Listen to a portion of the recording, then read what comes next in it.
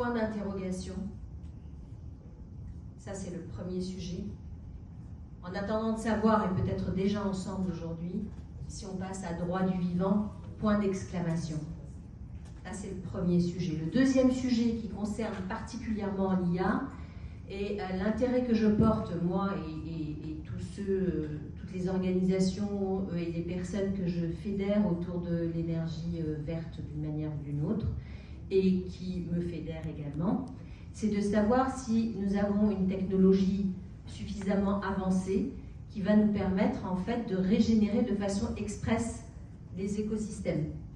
Et moi, j'ai rencontré Quantaform dans ce cadre-là, à travers la biorésonance, et je suis moi-même, à partir du Sénégal, en train de faire des essais sur la régénération des écosystèmes, à partir, par exemple, de la biorésonance, et sûrement qu'il y a d'autres technologies. En tout cas, il y a une tournée qui démarre pour cela.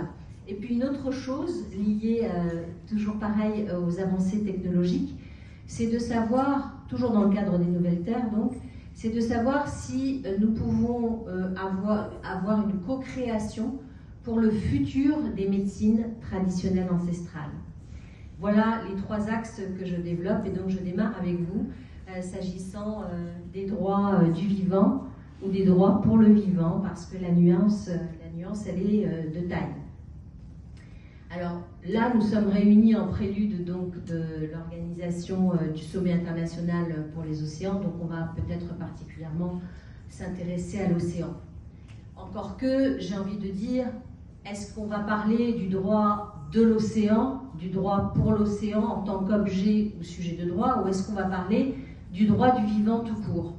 Parce que si on veut parler simplement, est-ce qu'on a même besoin d'un sommet pour comprendre au XXIe siècle des choses aussi basiques que celles que je vais énoncer, qui est-ce qu'il y a une vie sans oxygène et sans air? Est-ce qu'il y a de la vie sans la lumière et la chaleur du soleil? Est-ce qu'il y a de la vie sans l'eau, qu'elle soit salée ou non? Est-ce qu'il y a de la vie sans eau?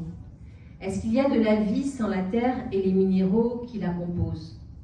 Je crois que vraiment, un enfant de 4 ans a compris qu'il a besoin de tout ça.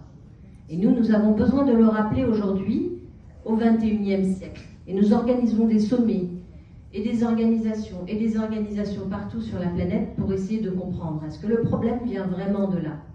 Si nous sommes... parce que mon cœur de métier, c'est la santé, juriste en droit de la santé, mais aussi je me suis largement intéressée à la santé et je le disais tout à l'heure en interview, la maladie n'est pas mon propos, moi, lorsque je parle de la santé. On est en train de parler de la pleine santé. Est-ce que si on est vraiment focus sur notre pleine santé, on peut s'occuper d'autre chose que de prime abord des 4 éléments dont nous dépendons véritablement, existentiellement, qui sont la qualité de l'eau, la qualité de l'air, la qualité de la terre et la qualité de la lumière. D'accord? Donc cette destruction massive à laquelle nous assistons des différentes espèces, elle concerne l'humain aussi, nous en tant qu'espèce humaine. Et puis on y assiste sous toutes les formes de l'arc-en-ciel en ce moment, à la destruction de l'espèce humaine, y compris à travers les guerres. Donc si on est dans une logique de vérité, d'intégrité, on part déjà de ce principe et on réclame en fait aussi bien de nous-mêmes dans notre quotidien que des gouvernances, des choses aussi simples que cela. Et si la technologie se développe et conjugue la modernité au service de la vie, et si on la finance pour qu'elle soit orientée vers le processus de vie et non pas le processus de survie, eh bien toute notre économie peut tourner autour de ça. C'est-à-dire qu'on va pouvoir parler de notre santé économique, on va pouvoir parler de notre épanouissement au sens de l'OMS. Comment l'Organisation mondiale de la santé définit la santé? Comme le meilleur état de bien-être possible. Quand on parle de meilleur état de bien-être possible, en dehors de l'absence de la maladie, si je dis « ah, je ne suis pas malade », ça ne veut pas dire que je suis épanouie, ça ne veut pas dire que je suis heureuse, ça ne veut pas dire que j'ai une bonne santé économique, ça ne veut pas dire tout cela. Donc notre objectif idéologique, mais qui ne doit pas rester à l'état d'idéologie, c'est notre pleine santé à tous les niveaux et en servant la vie, donc peut-être en cessant d'être des marchands de mort. Comme on vient de le voir à travers plusieurs exemples. Et vraiment, je vous remercie de vos propos parce que j'ai appris beaucoup de choses. Donc, moi, je ne suis pas une spécialiste de l'océan, donc venons-en au fait. Je vais faire un petit détour par le concept que je développe à force d'action, parce que la théorie c'est bien, mais il vaut mieux développer la théorie une fois qu'on a agi, qu'on a vérifié que c'est faisable dans le concret. Donc moi je suis une passionnée du concept que je développe, heureusement d'ailleurs, qui s'appelle la biophilie.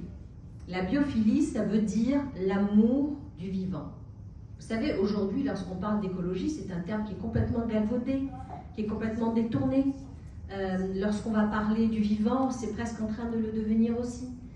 Si on prend la valeur de l'amour du vivant, que je vais définir un peu plus, alors, et qu'on parle de la biophilie et que ça pénètre le champ de l'inconscient collectif comme du conscient collectif, j'essaye de voir, mais on peut faire confiance au processus, comment est-ce qu'on va pouvoir détourner cela.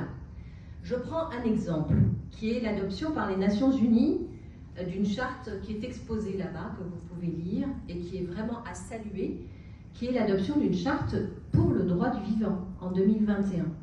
Donc qui va pouvoir concerner l'océan aussi. On va pouvoir s'en servir pour parler de l'océan aujourd'hui. Dans cette charte du droit du vivant, extraordinaire, qui est une grande avancée, qui n'a pas de force contraignante, ça veut dire qu'on ne peut pas l'imposer, mais dont certains États peuvent s'emparer pour modifier les constitutions, etc., eh bien, il y a déjà une vigilance à avoir.